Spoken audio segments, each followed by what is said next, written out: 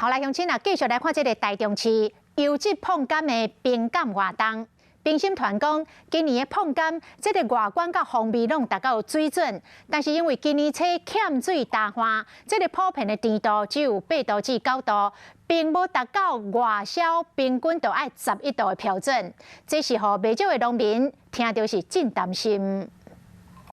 由中兴大学农粮署甲农试所等单位组成的评审团，替这碰柑拍分数。8年度台中市优质碰柑的评鉴活动，即日刚伫丰原的电心公园举办，总共有80组的农友报名参加比赛。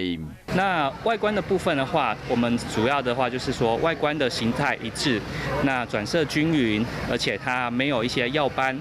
评审团讲，今年柑仔较水，不过甜度方面受到今年欠水的影响，平均的甜度敢若8、9度，外销平均的标准是11度，还阁差一赞。那做外销的人当然是较烦恼啦。照即卖品质呢是还可以啦，品质即卖柑仔品质照即卖这时阵还可以啦。而且可汗欠水影响到碰柑的品质，未少果农烦恼讲，这个甜度无到这个标准，浪费恐惊无法度来外销。希望讲政府单位想一个办法，甲因斗相共。